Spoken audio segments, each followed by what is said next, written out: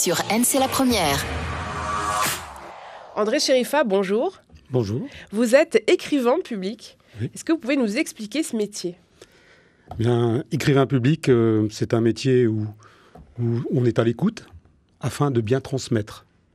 Transmettre, ça veut dire aussi rédiger différents courriers, tels courrier administratif, courrier personnel, courrier de tout type. Donc, quelles sont les qualités essentielles pour exercer ce métier ? Déjà, être à l'écoute. Ensuite, maîtriser la langue française, vocabulaire, grammaire, orthographe. Et ensuite, mettre les bons mots dans les bonnes phrases, dans les courriers adaptés. Donc, c'est-à-dire qu'on a des personnes qui viennent vous voir, qui vous disent j'ai besoin d'envoyer un courrier à Enercal, par exemple. Ils vous racontent ce qui se passe et vous faites un courrier, vous le mettez en forme. Oui, on le met en forme. En général, ce type de courrier, c'est relativement redondant. Donc, ça peut aller très vite. Pas besoin de trame, pas besoin de modèle. Ce sont des courriers qui sont relativement simples. C'est quoi la différence entre un écrivain public et un conseiller juridique ? La différence, c'est que nous immisçons un petit peu dans le domaine juridique, mais très superficiellement. À savoir, on accompagne nos clients pour la lecture d'un bail, pour la réponse à un loueur, etc. Mais nous ne représentons pas les clients en justice. Ça, c'est le travail de l'avocat, du juriste, notamment de l'avocat. À quel type de public vous adressez-vous principalement ? Tous les publics. Ça va du particulier au professionnel. Tous les publics. Quelles sont les demandes les plus fréquentes que vous recevez ? Les plus fréquentes, ça concerne surtout les réponses à apporter à l'administration fiscale, notamment, et les contentieux, on va dire, au niveau de certaines institutions, comme le LEC, etc., mais aussi les courriers bancaires. Écrivain public, c'est un métier encore méconnu, selon vous ? Absolument. Oui, c'est méconnu. C'est pas le premier réflexe qu'on a quand on se lève le matin et qu'on bute devant sa page blanche ou qu'on a envie de rédiger un courrier dans lequel on se sent pas en confiance puisqu'on fait des fautes, puisqu'on ne sait pas employer les bons mots. C'est pas le premier réflexe, non. Qu'est-ce qui fait un bon courrier administratif ? Bon courrier administratif, faut qu'il soit, on va dire, concis, mais que les phrases correspondent à l'objet du courrier. Donc, bien analyser l'objet de la réclamation, par exemple, de l'administration. Y mettre le ton ferme, mais pas agacé, pas en colère. Être neutre, en fait. Rester courtois. Courtois, absolument. Comment capter l'attention dans une lettre de motivation ? Dans une lettre de motivation, comme son nom l'indique, il faut mettre en évidence la motivation. Ensuite, éviter les phrases toutes faites. Et toujours pareil, des phrases concises, pas de phrases trop longues, redondantes, etc. Que pensez-vous de l'utilisation de l'intelligence artificielle pour rédiger ces courriers ? Alors, je pense que c'est un plus, évidemment. Je ne vais pas dire le contraire. Mais il faut poser les bonnes questions à l'intelligence artificielle. Il faut s'adresser à la bonne intelligence artificielle. Je veux dire, il faut présenter, avant de collecter la réponse, il faut décrire le destinataire de la question qu'on pose au niveau de l'intelligence artificielle. Si on est vague, on aura une réponse vague qui pourra effectivement comporter quelques erreurs. Donc il ne suffit pas de faire un copier-coller. Non, c'est... Quels sont les pièges à éviter dans un courrier de réclamation ?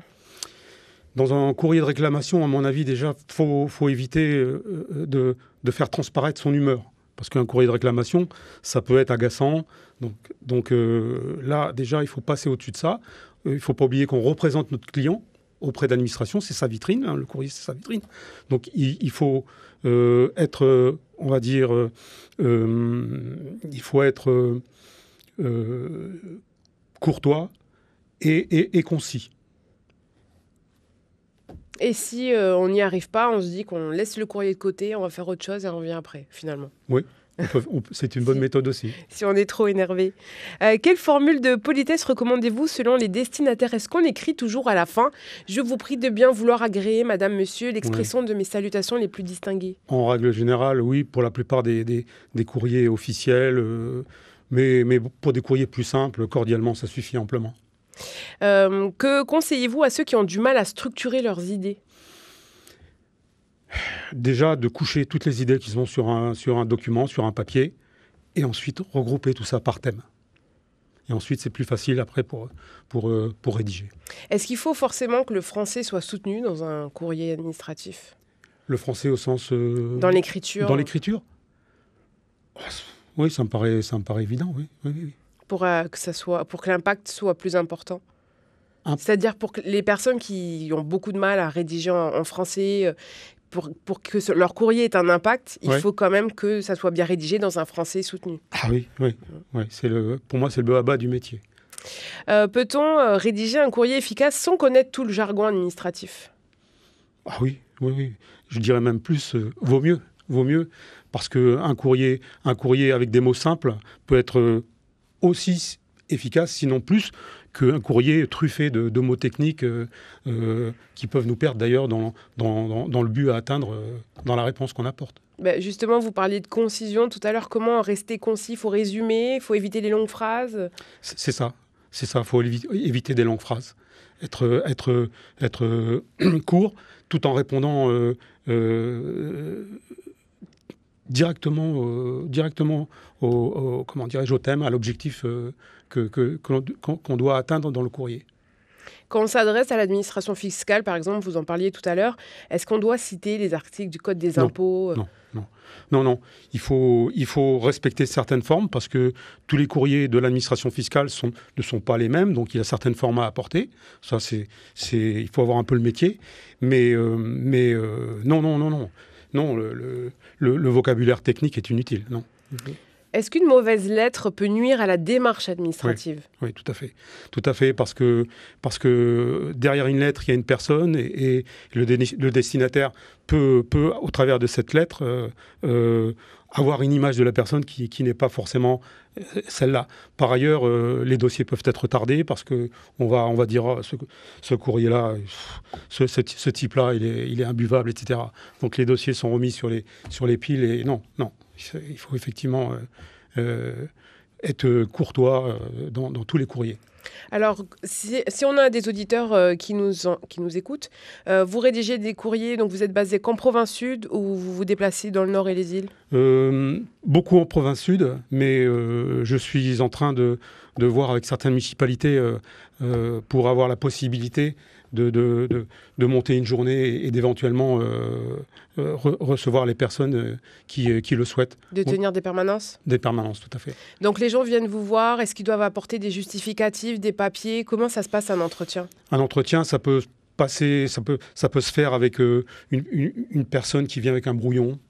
Et puis on le regarde et on le retravaille, ou oralement. Oralement, ça suffit. Il exprime ses idées, il exprime le souhait, et on rédige au fur et à mesure de ce qu'il veut obtenir au travers du courrier. Et en général, ça prend combien de temps ? Un courrier, ça peut prendre entre une demi-heure et 1 heure, et un peu plus s'il y a des recherches à faire. Est-ce que vous utilisez des modèles types ou vraiment vous vous adaptez aux demandes des personnes ? Moi non, hein. J'ai quelques décennies d'expérience en matière de courrier. Je me suis aperçu qu'avec des trames, je ne gagnais pas plus de temps. Est-ce que vous corrigez aussi les lettres rédigées par vos clients s'ils ont besoin d'un avis extérieur ? Absolument. Oui, on corrige notamment l'orthographe, c'est important, et le style et le vocabulaire. Est-ce que vous proposez ou proposerez des ateliers d'écriture ou des formations ? Ça, c'est en pourparlers avec certaines municipalités. Est-ce que vous accompagnez des personnes dans des démarches sensibles comme le surendettement, parce qu'il y a un gros dossier à faire ? Est-ce que c'est possible ? Oui, c'est possible. Ça, c'est un travail qui est pas simple. Il faut en amont étudier le dossier, les dossiers de crédit, par exemple, afin de proposer un nouveau taux sur un emprunt, une nouvelle durée, etc. Et oui, tout à fait, ça fait partie de nos services. Tout à l'heure, vous parliez de lecture de bail. Donc, si on a un bail, on ne comprend pas trop, on veut louer ou même acheter quelque chose, un compromis de vente, par exemple, on peut venir vous voir pour déchiffrer. Absolument. J'ai certaines connaissances en matière de droit des sociétés, ou du code de commerce, etc. Les baux, c'est à notre portée. Est-ce que vous intervenez pour des écrits un peu plus personnels, des lettres à une famille, des lettres d'amour, des lettres de pardon? Ça va du discours du marié jusqu'à l'oraison funèbre. Ah oui, les discours du marié aussi. Quel conseil donneriez-vous à quelqu'un qui n'ose pas faire appel à un écrivain public? Eh bien, je lui dirais, il faut oser. Il faut oser. On n'est pas là pour le juger, on n'est pas là pour l'évaluer. On est là pour lui rendre service, il faut qu'il ose. Eh bien, pour terminer, quel est selon vous le pouvoir des mots dans une lettre bien écrite? Oui, je ne vais pas faire référence à Cyrano de Bergerac, hein, mais les mots sont très, très importants. Très, très importants. La nature des mots, dans la langue française, on a tant de nuances au travers des mots que effectivement, faire une phrase bien construite avec des mots bien choisis, je ne dis pas que c'est la panacée, mais pas loin. J'ai vu une petite parenthèse sur les réseaux sociaux, une vidéo qui disait « Les personnes qui commencent leur mail par « sauf erreur de ma part », vous commencez mal déjà. » Oui, tout à fait. C'est vrai? Tout à fait, bah oui. C'est des péjoratifs? Oui, sauf erreur de ma part, ça veut dire qu'éventuellement on peut se tromper. Moi, j'évite d'utiliser cette formulation. Qu'est-ce qu'on pourrait utiliser à la place? Le conditionnel. Le conditionnel, c'est-à-dire qu'il semblerait que, etc. Voilà, une bonne astuce. Merci beaucoup. Comment on peut faire pour vous contacter? Vous avez une page Facebook? Eh bien, j'ai une page Facebook, effectivement, Plume et Conseil. J'ai un site aussi, plumeconseil.com. Et puis une adresse email qui doit être plume et conseil Plume au pluriel, oui. .conseil au pluriel @gmail.com. Absolument. Mais Facebook en général, c'est le repère. Donc Plume et Conseil. Merci beaucoup d'avoir été avec nous ce matin. C'est moi qui vous remercie. NC La Première, les formations. Deuxième partie de questions-réponses consacrée aux formations, mais pas que. Aujourd'hui, on parle intelligence artificielle, comment optimiser son utilisation. Et pour en parler, Éric Olivier, consultant en transformation digitale et formateur. Bonjour. Bonjour. Alors, comment définir simplement pour le grand public l'intelligence artificielle ? Alors, la manière la plus simple de la définir pour moi, l'intelligence artificielle, c'est un ensemble de machines qui essaient de reproduire, on va dire, le comportement humain. Le comportement au sens non pas physique, mais au sens mental, voire conscience. Et pourquoi ça fait peur ? Eh bien, ça fait peur parce que tout simplement, on a été abreuvé pendant des années d'œuvres de science-fiction multiples et variées, où généralement, cette fameuse intelligence artificielle a tendance à la fin à vouloir dominer le monde et détruire l'homme. Je fais court. Pour notamment, le leitmotiv principal, c'est parce qu'on détruit la planète, et l'intelligence artificielle nous analyserait dans ces fictions comme le premier danger sur ce point-là. Difficile de la dédire quand même. Par contre, à l'heure actuelle, il faut savoir que l'intelligence artificielle est très loin d'atteindre ce qu'on appelle une conscience, on va dire, autonome. Donc on est encore très loin de ces cas de figure à date en 2025. Je fais une parenthèse, il y a une vidéo qui tournait la semaine dernière de ChatGPT. Donc on avait l'utilisateur qui lui disait compte jusqu'à 1 milliard et ChatGPT lui disait non, ça prendrait trop de temps, c'est fastidieux. Et donc il disait mais ça y est, ils sont déjà en train de se rebeller. Alors, c'est qu'en fait, l'intelligence artificielle va aussi parfois proposer une clé d'appréciation d'une problématique, d'une situation différente. C'est pour ça d'ailleurs, grande précaution, ne vous fiez jamais à 100% à une intelligence artificielle, je tiens à le dire dès maintenant. Typiquement, peut-être que la réponse qu'aurait pu apporter l'intelligence artificielle, mais en base de compte avec une unité à chaque fois, tu pars de 1, tu vas ajouter 1 à chaque fois pour arriver jusqu'à 1 milliard. Mais c'est vraiment effectivement des réactions alors qui ne sont pas de la fainéantise, mais il faut voir le bon côté des choses, c'est que ça va permettre peut-être, en l'occurrence, d'économiser des ressources, puisque l'intelligence artificielle consomme énormément de ressources. Alors, j'ai pas eu connaissance de cette vidéo en particulier, elle est pas mal, elle est assez ironique, je trouve. Mais si on lui demande de raconter une histoire avec le chiffre 1 milliard, je pense que l'intelligence artificielle pourrait le faire. Quels sont les principaux types? On connaît l'IA générative. Est-ce qu'il existe d'autres types d'IA? Alors, on va dire les deux principales qu'on utilise à date, c'est l'IA effectivement générative, je vais y revenir, et l'IA prédictive. Donc la différence, c'est que l'IA générative va répondre à nos demandes. Ça peut être des textes, ça peut être des images, ça peut être des vidéos même complètes qui peuvent être générées par intelligence artificielle. Mais l'IA prédictive va être beaucoup plus intéressante, notamment en termes professionnels. C'est-à-dire qu'on va utiliser des données déjà disponibles. Je prends un exemple tout bête, où traverse le plus de piétons à Nouméa. Voilà. Alors, avec des passages piétons ou pas d'ailleurs, on sait qu'il y a certaines situations qui peuvent être concernées par ce point-là. Et ben, on va faire un relevé de données, on va essayer d'analyser où sont les passages actuels les plus fréquents, et puis une intelligence artificielle prédictive pourrait nous dire ah, mais si on met tel nouveau bâtiment, voilà où les gens vont passer maintenant pour y accéder.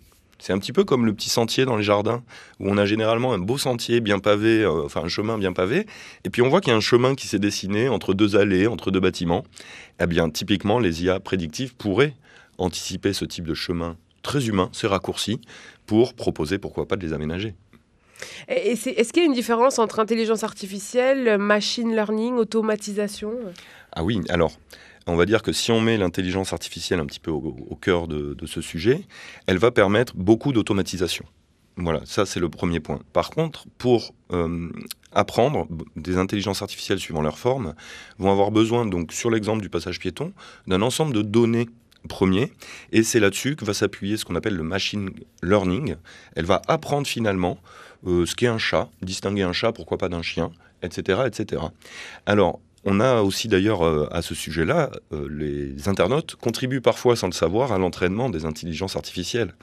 Lorsqu'on arrive, alors non pas le fameux CAPTCHA où on va juste cocher je suis un humain et pas un robot, mais lorsque par exemple on nous propose des visuels avec indiquez-nous où il y a des marches d'escalier, indiquez-nous où il y a des vélos, etc., etc. Eh bien en fait, alors oui, ça sert de système de sécurité pour vérifier que ce soit un humain qui consulte le site, mais finalement, ça contribue à entraîner des intelligences artificielles derrière. Sur la base de cette même image, elle va pouvoir distinguer justement un chien d'un loup, par exemple, qui restent des animaux assez proches physiquement. Dans quel secteur l'intelligence artificielle est-elle déjà incontournable et performante ? J'ai envie de dire quasiment partout.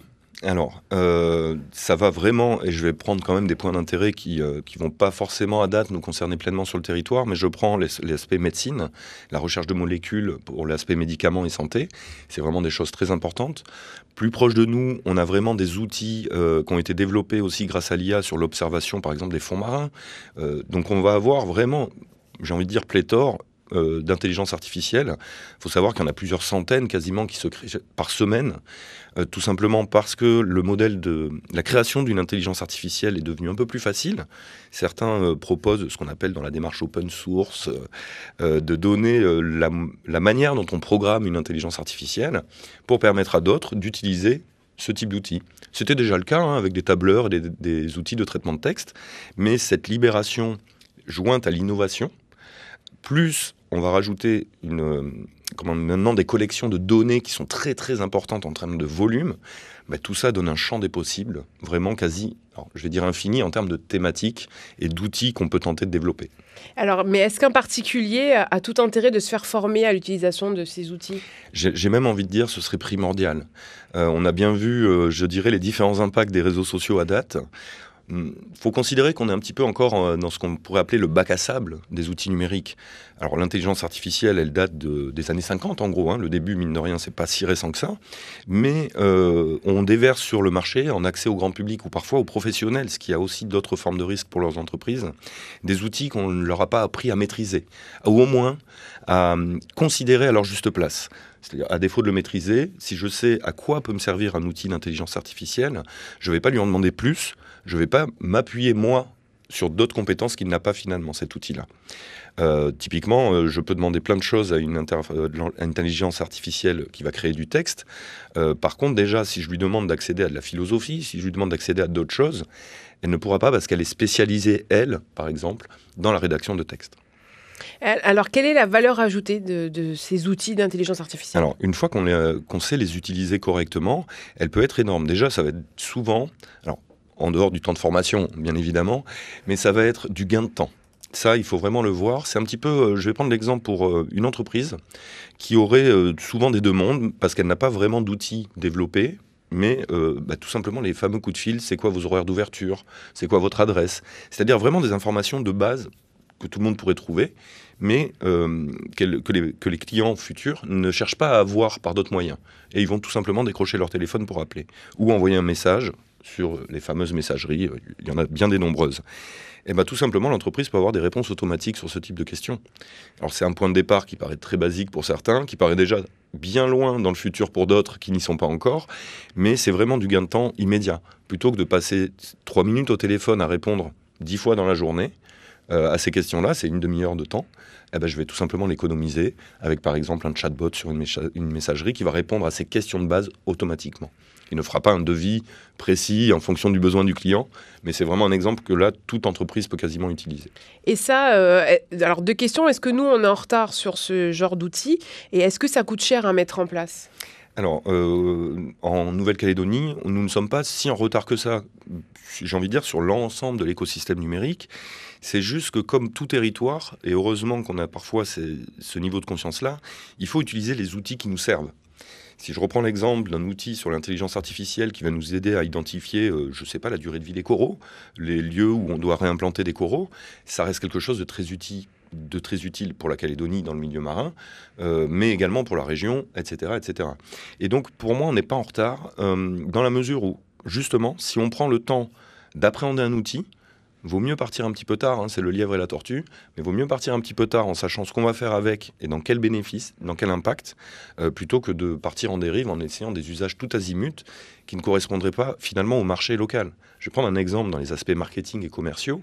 Je ne suis pas sûr qu'il y ait la majorité des Calédoniennes et Calédoniens qui soient réceptifs à recevoir un SMS toutes les 2 minutes, un message sur son téléphone, quelle qu'en soit la messagerie, pour lui dire il y a une promotion ici, il y a une promotion là-bas, file là-bas, etc. Et surtout pas actuellement, vu la période compliquée en termes économiques que nous traversons. Donc, utilisons, oui, l'intelligence artificielle avec parcimonie, parce que ça consomme encore une fois énormément de ressources, mais comme tout outil, si j'utilise mon véhicule pour aller au bout de la rue, là où je peux faire 100 mètres à pied, en vélo, en roller, ou pourquoi pas en faisant la roue, ça mettrait un peu de gaieté, c'est un mauvais usage du véhicule. C'est la même chose pour l'intelligence artificielle. Et encore une fois, j'insiste, on n'est pas en retard et on a beaucoup de... Alors, ce qu'on appelle les startups dans le langage courant, mais les petites entreprises, tout simplement, qui portent des grands sujets. Je vais prendre un sujet très calédonien, et avec une pensée pour monsieur Janaï... alors je ne veux pas écorcher son nom, mais qui a créé une intelligence artificielle qui va permettre de mieux délimiter l'historique du foncier en Calédonie. Et notamment, il présente cet outil aux aires coutumières, par exemple, pour pourquoi pas aider à avoir une visualisation, des fois de conflits coutumiers qui se sont basés tout simplement sur le trait foncier. Et ça, c'est vraiment un outil, je trouve, très pertinent, pour ma part en tout cas, pour le territoire, me semble-t-il. Et ça coûte cher à mettre en place, ces autobots ? Alors, les chatbots, maintenant, ça peut vraiment avoir des coûts très, très limités. On est vraiment sur ce qu'on va appeler justement une intelligence artificielle étroite, dite de niveau faible, puisqu'en fait, les intelligences artificielles, on va les classer en 2 catégories. Soit par capacité, c'est un petit peu... alors, pour le dire simplement, je ne suis pas intelligent, je suis un peu intelligent et je suis très intelligent. Donc, la fameuse conscience serait sur une intelligence artificielle de très, très haut niveau qu'on est très loin d'avoir. Là, on est plutôt sur ce qu'on appelle de l'IA étroite. Et on a au milieu les IA générales qui sont plus fortes et qui, elles, sont par exemple des génératives sur des textes notamment. Et de l'autre côté, on va avoir le classement par fonctionnalité. Et généralement, cette fonctionnalité va aussi s'appuyer sur un minimum de mémoire que l'intelligence artificielle peut avoir. Et alors, je vais prendre l'exemple de l'outil le plus utilisé quand même, qui reste ChatGPT. Mais ChatGPT, je peux ouvrir donc une page de navigation web, comme un autre site internet, sans avoir forcément de compte, sans avoir à payer. Je vais pouvoir poser une question à ChatGPT. Il va me répondre. Je vais fermer ça. 2 jours après, je vais réouvrir une autre page web. Je vais poser une autre question à ChatGPT. Mais il ne se souviendra pas forcément de la question que je lui ai posée avant. Si je ne me suis pas inscrit avec mon compte, il va me répondre à nouveau. Peut-être même la même question pourrait avoir une réponse différente. Plusieurs raisons à ça. Je n'ai pas tout à fait tourné ma question de la même manière. Mais l'autre point, c'est que durant ce temps-là, l'intelligence artificielle, alors souvent payante pour le coup, mais c'est alimenté de nouvelles informations, de nouvelles données. Donc typiquement, je prends un exemple très facile pour le commun des mortels, sur le classement d'un championnat de foot ou de sport quel qu'il soit, je n'aurai pas la même réponse naturellement, l'actualité a changé, donc l'intelligence artificielle va agir de même. Est-ce que... il y a tellement de questions qui arrivent en même temps. On parlait avec notre invité précédent des courriers administratifs. Et on parlait des limites, justement. C'est quoi les limites à l'utilisation d'une intelligence artificielle quand on a des vrais courriers à faire administratifs ? La limite de l'intelligence artificielle, c'est de ne pas avoir d'humain à côté. C'est-à-dire que si on lui confie tout en lui disant fais-moi un courrier parce que je réponds à une annonce d'emploi et alors on va sortir un texte très générique. Ça va être quelque chose qui sera très neutre. Bonjour, je réponds à votre offre d'emploi sans précision de numéro, sans rien. Si par contre on encadre la démarche avec déjà ce qu'on va appeler alors le prompt, le fameux prompt maintenant, c'est les consignes qu'on va donner à l'intelligence artificielle. Généralement, il faut qu'on reprenne plusieurs critères, qu'on lui donne un cadre, c'est-à-dire tu es dans la démarche d'une recherche d'emploi, c'est moi qui vais répondre à cette offre qui est proposée par telle entreprise, je voudrais un format par exemple de texte qui tienne sur une page. Et pourquoi pas, je donne des exemples, même des astuces là, alimenter en amont l'intelligence artificielle avec des courriers qu'on a soi-même écrits, pour que le style d'écriture reste cohérent. Et non pas tomber dans un « Oui, bonjour, très cher, je me permets de m'adresser à vous aujourd'hui ». Un petit peu comme la fameuse formule de politesse. Alors attention, qu'il faut garder en fin de page, comme on l'a vu tout à l'heure avec l'intervenant. Voilà, mais il faut vraiment que ce soit des choses qui nous ressemblent dans l'exemple d'une lettre de motivation très utile aujourd'hui. Parce que sinon, on se dénature, on ne se reconnaît pas, on n'arrive pas à vérifier les informations proposées, voire juste un synonyme que l'intelligence artificielle aurait utilisé et pas nous. Arriver à un entretien, si on a eu des mots techniques qui ont été mis dans ce courrier et que grâce à ce courrier, on arrive à un entretien d'embauche, on va se retrouver incapable de répondre alors que l'employeur aura supposé qu'on maîtrise ces termes-là. Donc vigilance, toujours un humain à côté, toujours relire ce qui nous est proposé et surtout, pourquoi pas se former en amont, encore une fois, ce qui reste une étape indispensable. Vérifier les sources, on peut lui dire aussi qu'il s'est trompé ? Tout à fait. Alors, d'ailleurs, on peut solliciter, et ça c'est très important, bravo CG pour la démarche, on voit une utilisatrice peut-être chevronnée, mais de solliciter les sources même sur lesquelles s'appuie l'intelligence artificielle. Et alors, je vais prendre un exemple en 30 secondes. J'ai la chance d'être intervenant à l'université, notamment en management opérationnel. Et il y a 2 ans, si je ne me trompe pas, justement, les évaluations portent sur des décisions à prendre. Sur des cas où on a un contexte fictif, clairement, on n'a pas tous les détails. Et beaucoup d'étudiants ont utilisé, en l'occurrence, ChatGPT pour répondre à leurs devoirs. Mais beaucoup ont perdu la moitié de leurs points, parce qu'en fait, au lieu de prendre une décision, ils ont fait un copier-coller de ce qu'étaient les réponses possibles de ChatGPT, c'est-à-dire qu'au lieu de dire « voilà ma décision, voilà pourquoi je la prends », quitte à se tromper, un manager se trompe, c'est aussi le but de l'exercice. Ils ont mis, on peut faire ça, ça ou ça, sans prendre de décision. Du coup, la moitié des points étaient perdus. Et je tiens à souligner, avec un grand clin d'œil, des étudiants qui avaient ce qu'on appelle des dysfonctionnements, dyscalculie, notamment dyslexie pour la lecture, qui a quand même réussi à avoir 14 ou 15 à son devoir, sans utiliser une seule connotation d'intelligence artificielle. Il y avait une seule erreur dans son devoir, un mot inversé, mais mon intelligence naturelle m'a permis de le déceler, ce mot, et de le comprendre face à sa situation très particulière. Mais encore une fois, pour dire que même avec des difficultés qu'on peut avoir à titre personnel, on peut tout à fait réussir sans intelligence artificielle, même si elle facilite beaucoup de choses.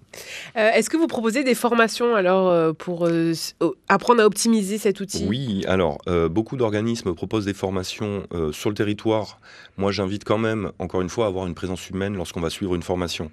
Parce que se former à l'intelligence artificielle via des outils purement en ligne, il y a déjà beaucoup de biais qui peuvent se cumuler. Donc Skazi propose beaucoup de formations sur ce qui va être notamment, et ce qui intéressera les entreprises, la business intelligence. Donc là, c'est vraiment sur la partie gestion d'entreprise, voire financière, de l'optimisation. On va avoir de l'analyse de données. On en parlait tout à l'heure. Beaucoup d'entreprises commencent à avoir des historiques de données qu'elles ont gardées. Elles ne savent pas quoi en faire. Moi, je leur propose tout simplement d'aller voir avec des professionnels si elles peuvent les utiliser pour optimiser leur entreprise, ou, pourquoi pas, proposer de les verser sur des plateformes, ce qu'on va appeler des open data. Il y en a en Calédonie au moins 3 au niveau du gouvernement, de la province sud et de la mairie de Nouméa. Il y en a sûrement d'autres maintenant. Et là, les données peuvent être utilisées, pourquoi pas, par tout un chacun pour essayer d'innover autour de ces données. Je prends un exemple sur le premier hackathon qui avait été donc le premier concours informatique qui avait été proposé en Calédonie en 2017 par l'Observatoire numérique à l'époque et l'université notamment. Des jeux de données avaient été mis à disposition de la part des opérateurs électriques, de la CDE aussi, les opérateurs d'eau. Typiquement, pour que des projets puissent émerger, pourquoi pas autour de nouveaux circuits d'irrigation, poser des nouveaux accès d'eau à la population, et que sais-je encore. Mais ces données-là peuvent être utiles à tout un chacun, et parmi ce tout un chacun, certains peut-être s'en serviront pour créer une entreprise qui amènera de la valeur ajoutée. Donc ça, on peut se faire former pour tout ça. Pour un particulier qui aimerait juste une introduction, une initiation, c'est possible aussi? De mon côté, c'est même ma spécialité. Oui. Je ne suis pas tout seul avec mon collaborateur Guillaume, en l'occurrence, mais vraiment important, même, j'ai envie de dire, de faire une première étape d'initiation avant de vouloir aller plus loin. C'est un petit peu comme quand j'apprends une langue. Oui, je vais apprendre des bases, avoir une première, se faire l'oreille, comme on dit pour l'accent, pour comprendre et pouvoir s'exprimer. Et laisser une petite temporalité entre-temps pour mieux assimiler les choses. Alors, on est vraiment sur des aspects pédagogie ou andragogie, on parle d'adultes comme d'enfants. Et ensuite, aller vers ce qui peut nous être utile, que ce soit à titre personnel ou professionnel, où là, on va pouvoir explorer les outils dans un spectre un petit peu moins large. Encore une fois, avec des centaines d'intelligences artificielles qui sortent toutes les semaines, on n'est pas à l'abri que demain, il y ait un nouveau, entre guillemets, ChatGPT. Pourquoi je dis un nouveau ChatGPT? Parce qu'on a eu Facebook qui a créé les réseaux sociaux. On a vu ce que ça a donné pendant des décennies derrière pour arriver, par exemple, à TikTok, qui était loin du format premier, Oui. ou LinkedIn, qui est très professionnel et très bien. Je vous invite à l'utiliser. Et pour les intelligences artificielles, on est dans le même cas de figure. On est encore quelque part aussi dans le bac à sable. Donc il y a des choses formidables, on peut faire de très beaux châteaux de sable, mais il peut y avoir des coups de marée. Et donc, pour aller plus loin, Skazi, le numéro de téléphone. Alors, désolé, je ne l'ai pas en tête. 26 mais 20 69, je m'en doutais. Ah. 26 20 69, pardon. C'est situé toujours à la Vallée du Tir? Toujours à la Vallée du Tir, toujours avec un très beau site internet qui permet de voir l'offre complète de l'entreprise. Et surtout, je tiens à souligner une approche très humaine qui va être très importante dans le cadre des formations que nous avons évoquées.